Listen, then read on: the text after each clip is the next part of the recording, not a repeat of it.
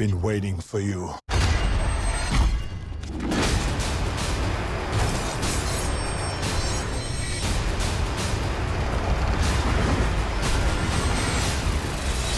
Hi, Mom. What have they done to my son?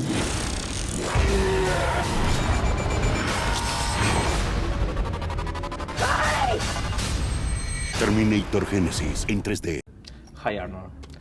Has been 30 years since the first Terminator. How different was to make this movie in comparison with the first one in 1984?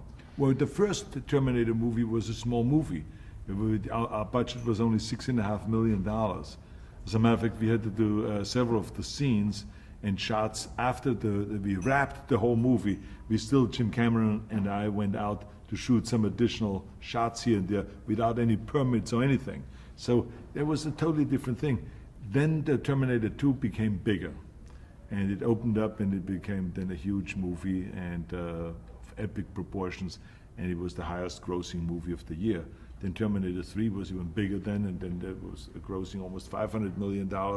And now when I watch this movie, it's even bigger than that because of the visual effects and the special effects that you can do. So things have changed. There, the budget is, I don't know really exactly, I think it could be 150 million or something like that. But the first one was $6.5 million, so imagine the difference. I think that today, movies, in order to be really successful, they love these big epic movies, you know, those big franchise movies. People just fall in love with those, and there's movies that make now $1 billion or something like that. So this is why I think also we, with our Terminator movie, went really in a big way, and with the visual effects also. You have many fans in Peru, and I choose a question of one of them. Lud Ingrid asked, what was the hardest part, physically speaking, of returning as Terminator? I think there was one fight scene that I did with John Connor, and that went on, I would say, for around 3-4 days without stopping. And you know, we did the night shooting, and we filmed from morning to night, and we did the same things over and over until we got it right. Then we went on to the next step, into the next step of the fight.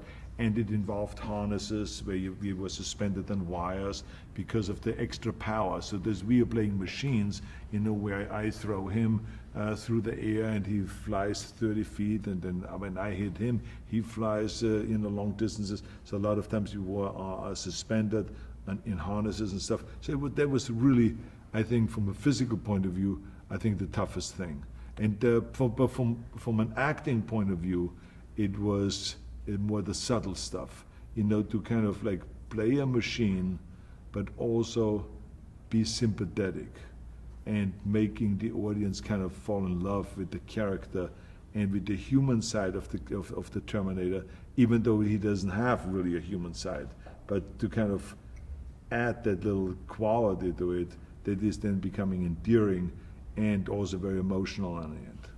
How was to work with new actors playing Sarah Connor, Kyle Reese, and John Connor? Did you give some advice of them?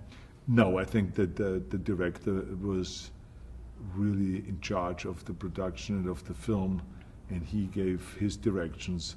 But it was fantastic, really fantastic to work with those new actors.